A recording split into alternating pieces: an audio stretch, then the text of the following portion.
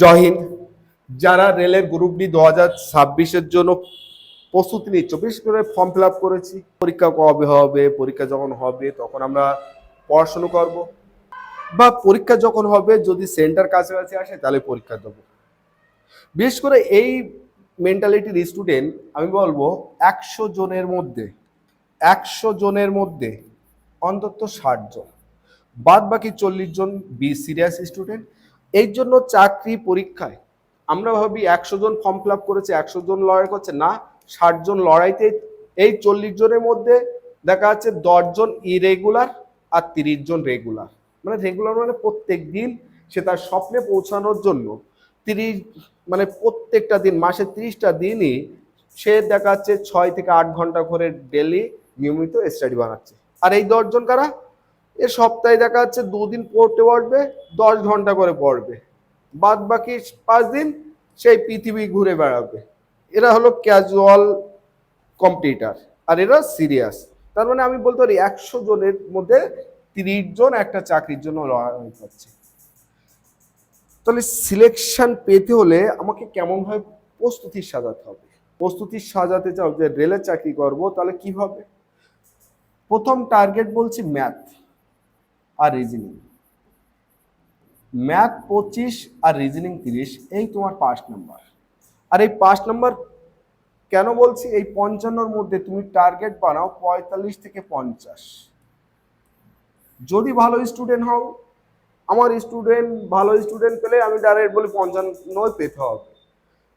যেমন মনে রাখবে রিজনিং এর যে ইম্পর্টেন্ট পার্টগুলো আছে, পাজেল সব থেকে ইম্পর্টেন্ট পার্ট, সিটিং অ্যারেঞ্জমেন্ট সব থেকে important part, blood relation important part, inequality, statement conclusion, total এই 5টা চ্যাপ্টার যদি কমপ্লিট করতে পারো, রিজনিং এর 30-এর মধ্যে 30 নাম্বার হয়তো এসে যাবে, তোমার আটকাতে পারবে না।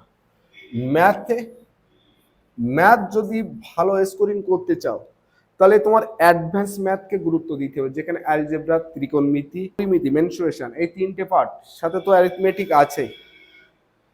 এবার 50 বা 55 বা 45 তুমি পেতে হলে তোমার এই যে স্পেশাল রিজনিং এর 4 থেকে 5টা চ্যাপ্টার বলেছি, আর অ্যারিথমেটিকে আমি 2 থেকে 3টে পার্ট বলেছি, সেখানেও গুরুত্ব দিতে হবে। তো সেখানে সিম্পল পড়লেই হয়ে যাবে, কিন্তু এখানে অ্যারিথমেটিক হাই লেভেলে আসবে। অ্যারিথমেটিক কি হাই লেভেলে আসবে?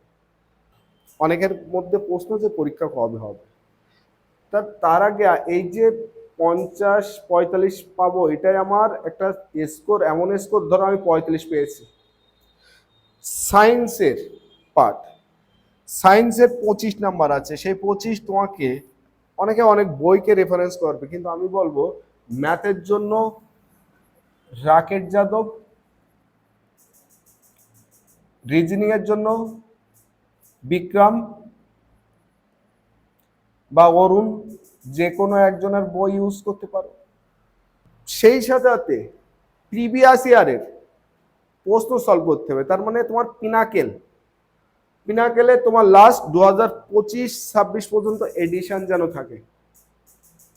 চ্যাপ্টার যেমন প্র্যাকটিস করতে হবে, চ্যাপ্টার যেমন তৈরি করতে হবে, ঠিক তেমনই তোমাকে পিনাকেলের বই ইউজ করতে হবে। না হলে যদি পিডিএফ থাকে তাহলে সেই পিডিএফ তোমাকে তৈরি হতে হবে। সায়েন্সের জন্য আমি বলবো চ্যাপ্টার ওয়াইজ সবথেকে ভালো এনসিইআরটি। যদি এনসিইআরটি বই ভালো ফলো করো তাহলে ভালো। সুশান্ত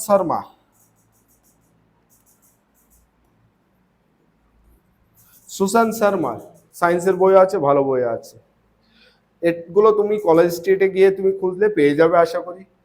যদি স্ট্যাটিক জিকে কিংবা কারেন্ট অ্যাফেয়ার্স এর পারপাসে বলি তাহলে বলবো স্পিডি। যেহেতু সেন্ট্রাল এক্সাম, এই জন্য উল্ড ওয়ার্ল্ড বই না ব্যবহার করে স্পিডি ব্যবহার করো। মানলি ম্যাগাজিন বলা হয়, এই মানলি ম্যাগাজিন তোমার পারফেক্ট হবে, তোমাকে ঠোঁটস্থ বানিয়ে দেবে। তুমি মোটামুটি সিলেকশন নিতে গেলে তোমাকে ম্যাথ, রিজনিং, এই যে সায়েন্সের 25 নাম্বার, আর জিকে আর কারেন্ট অ্যাফেয়ার্স। প্রশ্ন সেফ জোন, আমি ফর্ম ফিল আপ করেছি, না জানি অনেকে না জেনে শুনে ফর্ম ফিল আপ করে বসে। দেখো সেফ জোন বলতে কি তেমন কিছু হয় না, আমিও বলি হয় না, কিন্তু তারপরেও হয়। ধরো কলকাতার জন্য কেউ এক্সাম দিয়েছে, 72 কাট অফ গিয়েছে, আর কেউ দেখা যাচ্ছে হুবলি হুবলি জোনে এক্সাম দিয়েছে, সে 63-তে চাকরি পেয়েছে। তো কলকাতা জোনের সাপেক্ষে হুবলি জোন কি সেফ জোন না? তাহলে সেফ জোন আছে। এই জন্য রেল পরীক্ষায় ফর্ম ফিল আপ মানে পরীক্ষা দেওয়ার আগে ফর্ম ফিল আপটা ভাইটাল পার্ট। সেফ জোন আছে, আর এই সেফ জোন 3 থেকে 4টে। সেই 3 থেকে 4টে যারা একটু বুদ্ধিমান বা যারা একটু সচেতন, তারা নিজের বাড়িকে ছেড়ে দেয়। তার কারণ সে জানে যে আমাকে চাকরি পেতে হবে। বাড়িতে যদি আমি নিজেই থাকি, নিজের বাড়িতে নিজেই থাকবো, চাকরি পাবো না, বেকারত্ব জীবন কাটাবো, তো এই বাড়ি বাড়ি মনে হবে না, এ বাড়ি কি কারাগার মনে হবে। এ বাড়ি কারাগার মনে হবে, নিজের বাড়ি কারাগার তখন হয়ে যাবে। কিন্তু যদি আমি চাকরি পেয়ে নিজের বাড়ি থেকে অনেক দূরে অন্য এক স্টেটে গিয়ে চাকরি করে নিজের জীবন বা জীবিকা নির্বাহ করি, তাহলে মনে করবে সেই দূরপাল্লায় তার জীবনটাই হলো, রাস্তাটাই হলো তার সুন্দরতম একটা বাড়ি, যেখানে তাকে কেউ বেকারত্ব বলতে পারবে না। আমাদের ওয়েস্ট বেঙ্গলে বেশিরভাগ স্টুডেন্টের সবথেকে প্রবলেম, যখনই ফর্ম ফিল আপ করবে ঠিক আছে, সেন্টার যেই ভুবনেশ্বর পড়বে, না হলে দেখা যাচ্ছে আসামে পড়বে, অত দূরে যাব পরীক্ষা, অ্যাকচুয়ালি প্রস্তুতি নেই, তা যাবে কিভাবে? তার আগে একটা জিনিস মনে রাখবে, যারা ম্যাথ রিজনিং কে কভার করতে চাও, আমাদের এই বুলডোজার ব্যাচ সমস্ত স্টুডেন্টদের জন্য একটা ফ্রিতে উইকলি 2 দিন করে এই ব্যাচটা নিয়ে আসা হয়েছে, সপ্তাহে 2 দিন করে। এবং এই ব্যাচে যদি তুমি ক্লাস করো, এসএসসি জিডি থেকে সিজিএল মেন পর্যন্ত তোমার কভার হয়ে যাবে একদম ফ্রিতে। আমাদের ইউটিউব চ্যানেল ম্যাথ কনসেপ্ট বস, এখানে পেয়ে যাবে শনিবার এবং মঙ্গলবার, সপ্তাহে এই 2 দিন এই ক্লাসটা হয়, যেখানে তুমি এসএসসির এক্সাম হয়ে যাবে, যেখানে রেলের গ্রুপ ডি, এনটিপিসি, এলপি হয়ে যাবে, যারা স্টেট গভর্নমেন্ট এক্সাম যায়, বিশেষ সব কমপ্লিট হয়ে যাবে একদম ফ্রি অফ কস্টে। দেখো তাহলে সেফ জোন অবশ্যই আছে রেল এক্সামের ক্ষেত্রে। পরীক্ষার প্রশ্নের মান কেমন হবে? যত দিন যাচ্ছে আমি বলবো তত হাই আর মডারেট হবে, এ নিয়ে কোনো ডাউট হওয়ার জায়গা নেই। কাট আপ, কাট আপ কেমন হবে? কাট আপ নিয়ে এখন থেকে অনেক চ্যানেল দেখছি কাট আপ নিয়ে অ্যাডভান্স বলেই যাচ্ছে, কিন্তু কাট আপ নিয়ে পরীক্ষা না হওয়া পর্যন্ত কোনো কাট আপ নিয়ে বলা যায় না। তবে এইটুকু বলতে পারি, সেফ জোন মুম্বাই, চেন্নাই, হুবলি, এর মধ্যে সব থেকে ভালো সেফ জোন হলো চেন্নাই আর হুবলি, সাউথ ইন্ডিয়ান, মানে এটা হলো কর্ণাটকে আর এটা হলো তামিলনাড়ু। এই দুটো জোন সব থেকে বেশি সেফ জোন। কোন তুলনায়? আমাদের কলকাতার তুলনায়। কেন? আমাদের কলকাতার আবহাওয়া সবথেকে বড় বিষয়, এখানে থাকার অনুকূল, তার কারণ এখানে খাবার সস্তায় খাবার পাওয়া যায়। কেমন? সবজির উৎপাদন আমাদের কলকাতায়। এবার সারাউন্ডিংটা, এখানে কম টাকায় খাবার পাওয়া যায়, এর পরিণামটা কি? পাশাপাশি রাজ্য বিহার, ঝাড়খণ্ড, এই দুটো রাজ্য, বিশেষ করে বিহার রাজ্যের স্টুডেন্টের টার্গেট থাকে যে আমি সিলেকশন নেব কলকাতার জন্য। তাহলে কি কলকাতায় যখন ও চলে আসবে, কলকাতায় চলে আসা মানে ও কলকাতায় জায়গা জমি কিনে বাড়িও করে নিতে পারবে, প্লাস চাকরিটাও করতে পারবে। আর বিহারি ছেলেরা, ওরা মেরিটে যতটা না স্ট্রং, তার থেকে ওদের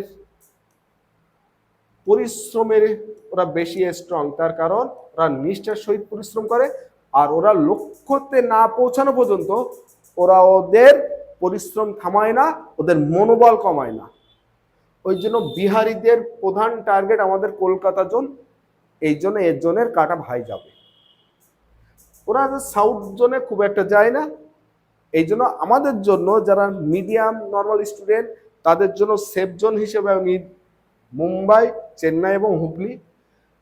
যদি তোমরা আমার এই ভিডিও থেকে যে বইয়ের রেফারেন্সগুলো দিয়েছি, রাকেশ যাদব স্যারের ম্যাথ, বরুণ বিক্রম বা অরুণ স্যারের রিজনিং, এনসিইআরটির জিকে সায়েন্স এবং স্পিডিটি, সুজান স্যারের সায়েন্স, এই বইগুলোর যদি মনে হয় যে না স্যার আমাদের অনেক কিছু ভালো সাজেশন করেছে, নতুন হলে অবশ্যই চ্যানেলটি সাবস্ক্রাইব করবে, তার কারণ তোমাদের জন্য একদম ফ্রিতে ক্লাস প্রোভাইড হচ্ছে ইউটিউব চ্যানেলে।